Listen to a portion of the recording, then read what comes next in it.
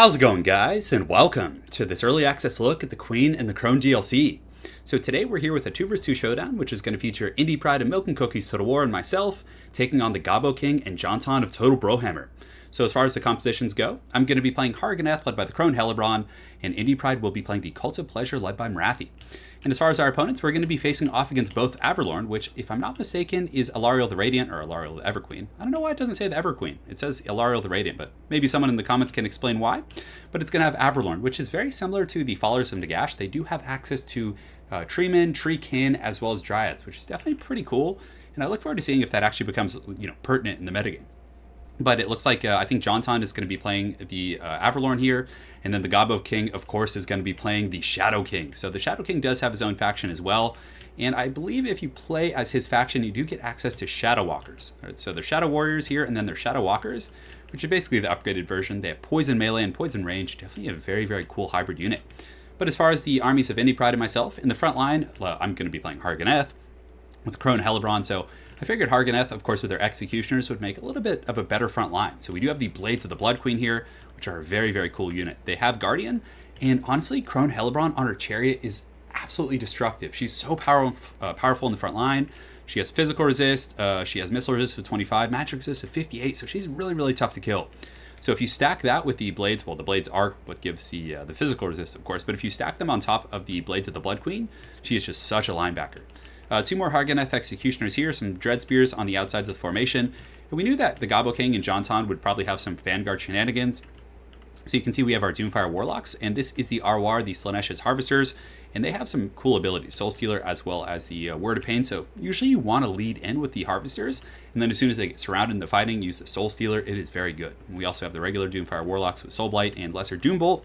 And over here, I have some Cold One Knights, as well as a Shadowcaster, which honestly, since we haven't been playing too much with Fate Buna, and basically it's been kind of an inside thing that nobody's going to use it, Shadow Magic seems to be pretty darn good. And for Indie Pride's army, he does have he has a more diverse army than myself, but he does have the Sisters of Slaughter, so they're coming out with their whips ready. And they're surprisingly tanky, even though they only have 5 armor. They have this, the Trial of the Blades, which is pretty good.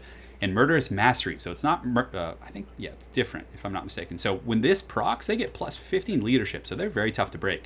And of course, they cause fear when that's active, so cool unit, very good against Spearmen and lightly armored troops, and, the Dryads, if there are some. It looks like there are some Dryads over there.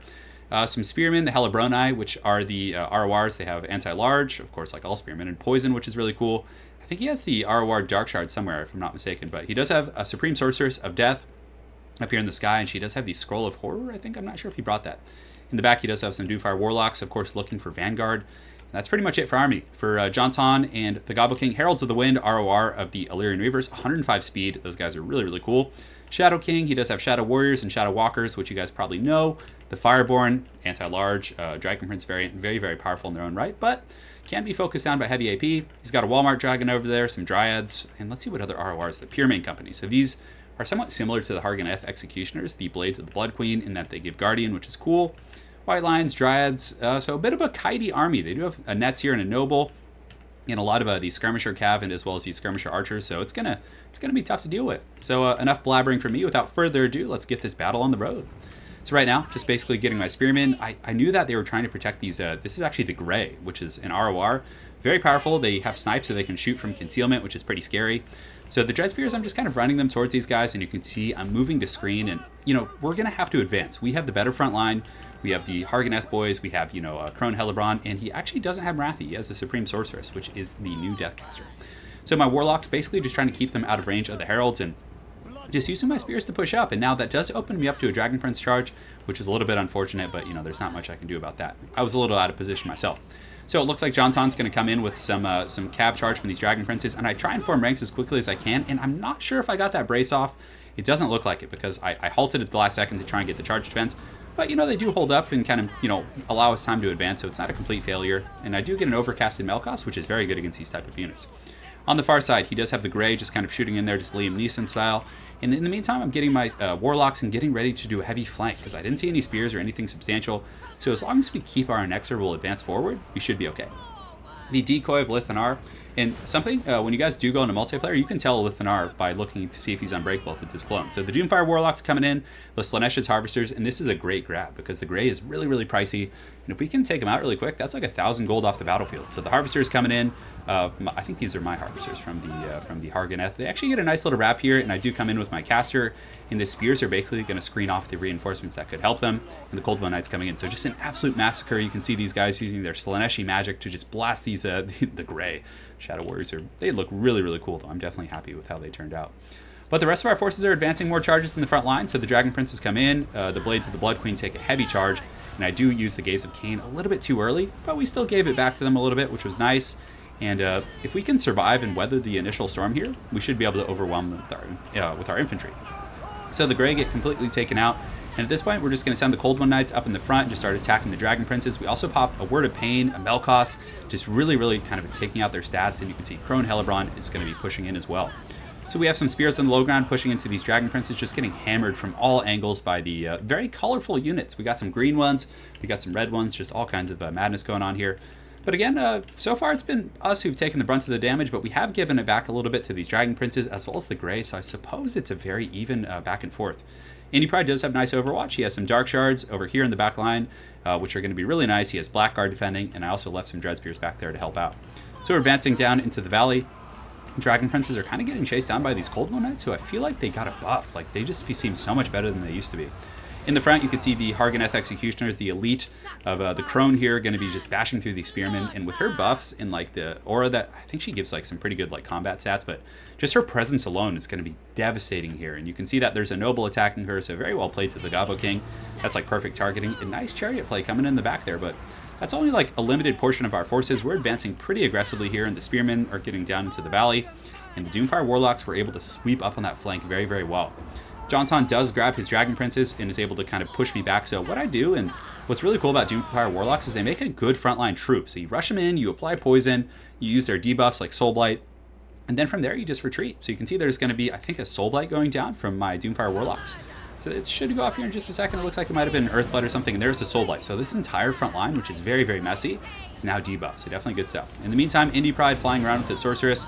Looks like a Tempest has been cast from the Hiles, but really not too punishing because there's not going to be any like follow-up. So Indy Pride should be fine. And he was getting some really nice Soul Blights. We were basically trying to layer it. Just Soul Blight on Soul Blight, just really take out that front line. And it looks like the Walmart Dragon does miss pretty horribly with its breath attack there. In the far side, there's some skirmishing going on. You can see the white lines are pulling in here, and the Doomfire Warlocks are using their Lesser Doom Bolt, which it doesn't do the most damage, but at least pokes them a little bit. So these white lines should get engagement here, but no, Indy Pride actually pulls back in time and forms up ranks with the Blackguard and Auguron. So very even battle so far. You can see the Sorceress overhead is just kind of looking around. Nets of Amnitok going down here from the Lightcaster. It looks like it might have been an overcasted variant, but the front line is really favoring us. You can see that right here, Crone Hellebron is just riding through these Hile forces, using the Gaze of Cain to just make her send her folks into a murder spree here. So they're going to be advancing, just punching through, and you can see their stats right now are 72 melee attack. So even though they're meant against infantry, they will absolutely chop up Dragon Princes with these buffs. So Crone Hellebron, it looks like she does push off some of these chariots, or at least they're already pretty beat up. And the Heart of Averlorn, it's going to be going down right here and healing what's left of the Hile forces, but there's really not much left. The Sun Dragon has gotten Spirit Leech from Indy Pride's Deathcaster, who's coming in, maybe for a duel, I'm not sure. And the Spearmen were able to kind of fend it off the ground, which was nice, but very, very even fight. If anything, the balance of power is slightly in the favor of Indy Pride and I, but the Harganeth Executioners are just pushing up the hill. You can see a very bloody battle here in the valley, led by the Crone Hellebron, but she is just such a game changer in the front line. She's very tough to take out on her altar. On foot, she can be focused down pretty easy by like missile play, as well as just like light, just any sort of archer fire, things like that. But here, she's putting up a good fight. Witch Brew. Also, the Doom and Darkness going down from Indy Pride is going to break the Spearmen, so definitely a cool little synergy, which is going to allow our large infantry force to push up the hill. So in the back line, you can see there's some Dryads, but the Harganeth Executioners back here are the Blades of the Blood Queen, which I think I sent to help him back here against the White Lions, as well as these Blackguard and Auguron are going to be able to finish off these Dryads, and we really don't have too many weak things in the back line to worry about. But you can see there's some kind of split forces here, so we use Melkos Mystifying Miasma on these Dragon Princes, trying to finish them off, and also send some very beat up Dread Spears and the Slaanesha's Harvesters. So they did lose a battle against these Dragon Princes here, but at this point they're just going to be riding through and trying to get on these Illyrian Reavers, who are just so fast. But the Dragon Princes are hot in pursuit. I'm not sure if they're going to be able to catch, but at this point we have a good engagement. The Harvesters, as well as the Shadowcaster and the Spears, should be able to polish off some of these Dragon Princes and really give us our skirmishing force back. But if you take an overarching look at the battlefield, you can see the forces of the Dark Elves are just pushing up the hill. The High Elves have clearly lost low ground engagement. And from here, the Dark Elves, or the High Elves, still have some options for kiting. They have some Shadow Walkers and Shadow Warriors in the back, but you can see these Doomfire Warlocks of Indy Pride have gotten into the cookie jar, and these guys are just going to absolutely just wreck these guys right here. So they get in, do quite a bit of damage, and it's basically just shut down the kiting potential. And Doomfire Warlocks with their poison, and they're just such a good hunter unit. They can really get on these elite archer units and just kind of drag them down. So. And that kind of buys time, because Indy Pride getting some really good backline harass, and also his death magic was very helpful and essential in mass routing things. And now Crone Hellebron and her cronies are going to push forward then. That's horrible. I'm sorry for that one, guys. And Crone Hellebron's going to push through, popping the Gaze of Cain on Indy Pride's Slaneshi Harvesters, putting them up to 68 melee attack. It is such a good ability. Like, once you're committed to a fight, you pop that, it's going to give you a massive advantage. So the mage here is actually terrified. She does pop some staff to kind of augment her winds of magic, but if we take a look at the Elvish retinue here, you can see there's some spearmen retreating, but pretty much everything is offline. Anar here, I think this is the real one. Yeah, is it? Let's actually take a look. So, yes, it is. So he's kiting back, and I think he's a pretty good lord. I've gotten a chance to experiment with him quite a bit, but in this game, I think he didn't really get to kind of net his value because his front line just collapsed so darn quickly. So at this point, you can see there's mostly just cleanup. The bounce powers, there's no coming back from this, but I think because Alith Anar does have an unbreakable clone, the battle doesn't end, so it's basically just us chasing him down at this point. So, very well played to the Gobbo King and Johnson of Total Brohammer, as well as Indy Pride and Milk and Cookies Total War. It was a very fun 2v2 match. A good way to, I personally prefer 1v1s, but I think that 2v2 is a very good way to, see a lot of new units that don't normally get played. So, Blades of the Blood Queen were very cool. I kind of used them a little bit ineffectively and sent them off to the side instead of keeping them high and tight in the middle. Unless Indy Pride had one. Oh, that might have been his. Okay, so that was good use, because mine went right up the pipe, I think, with Crone Hellebron. But the Doomfire Warlocks did a very good job. Honestly, Crone Hellebron, I think she might be a little bit OP, just a little bit. She just breaks front lines. It's so tough to stand up to her. On foot, I think she's more manageable, as well as her horse and Manticore, but on that altar, it's just she seems to be a good duelist too, which is weird. But very, very good stuff from her. Indy Pride, of course, provided the Overwatch with the Dark Shards, who didn't get a ton of kills, but they were shooting at heavy targets like dragons and stuff. And the Slaneshi's Harvesters and the Doomfire Warlocks, I feel like they're going to be very meta-defining. Good performance from the Sisters of Slaughter here, and And as far as the Gobbo King's army goes, he definitely went with a very fun build, just kind of kitey, wasn't taking it too seriously, but Alith Anar is really cool. And I really do like the Handmaiden of the Everqueen, but yeah, Nobles are obviously really good against altars, and he was able to fend me off with that. So, and if we look at Johnson with Averlorn, he brought some Dryads, some White Lions who definitely cannot stand up to Harganeth Executioners, especially the Arwars. In conjunction with the Crone Hellebron, it gets pretty wild. And 3 Dragon Princes were very good. They did some heavy shock damage, as well as the Illyrian Reavers. So thanks again to everyone for playing, to Indy Pride, Milk and Cookies Total War, Johnson, and the Gobbo King. Hopefully you guys enjoyed this 2v2. And let me know if you guys would like to see some more 2v2 matches in the future, or maybe another 2v2 tournament. That could be quite a bit of fun. So thanks again for watching, guys. Hopefully you enjoyed, and we will see you guys next time.